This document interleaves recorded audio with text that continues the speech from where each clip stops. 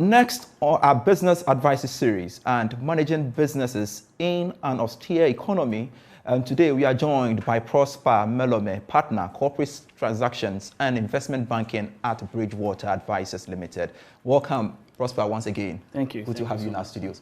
Now, what does it mean when businesses go through difficult times in this year by way of managing our businesses? All right, so I guess you are referring to financial distress. Exactly so. Yeah, so yes, the economic times are hard. And when we talk about financial distress, we are looking at a business's inability to meet its obligations as and when they fall due, right? So this is the core of it.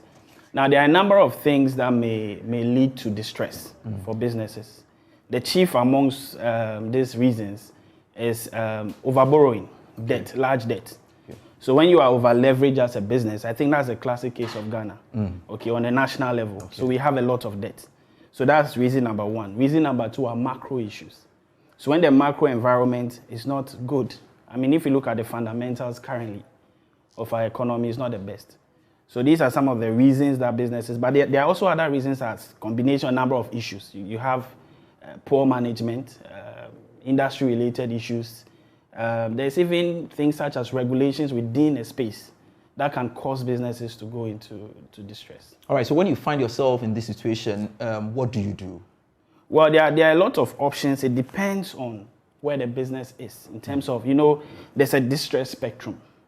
So we have businesses that may be mildly distressed, that may be moderate or severe. All right, the decision as to how to handle distress varies. So in a mild case, for example, it may be due to cash flow issues within the cash cycle of the business. So you're looking at managing or adjusting liquidity within that space. As it gets severe, there are also other things that must be done to deal with this. But generally, if you look at the causes that I mentioned earlier, with regards to what causes financial distress, we are looking at number one, the high borrowing. Okay. Number two, the issues as it pertains to the macro environment, and then other factors. Okay. So if you manage your debt profile, borrowing within debt capacity, you are able to handle issues with distress. If you go out of your debt capacity, then that becomes extremely challenging. And what are the options for you? Oh, we have a number of options. I mean, currently, I'll talk about the Corporate Insolvency and Restructuring Act called CIRA. That was passed in 2020. Okay.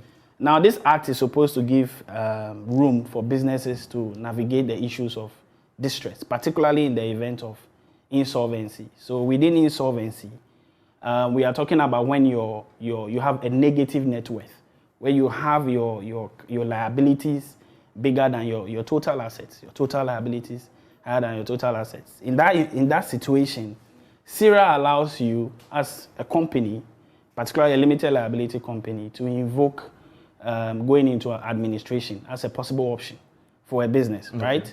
And that would trigger the appointment of an administrator that would consider the possibilities of a restructure to turn the business around, or where it wouldn't work, probably consider liquidation.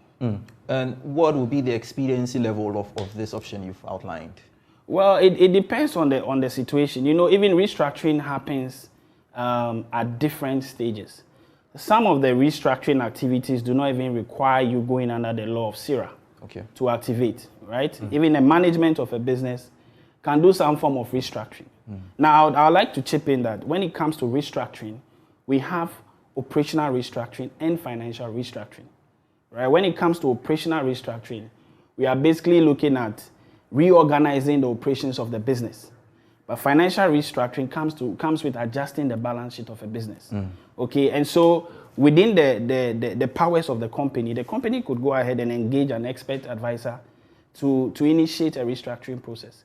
However, under the law, in terms of CIRA, there are directives, and it's very specific as to the timelines with regards to that process. All right, Prosper, we are indeed grateful for your time here on the marketplace. Grateful joining us in the studio.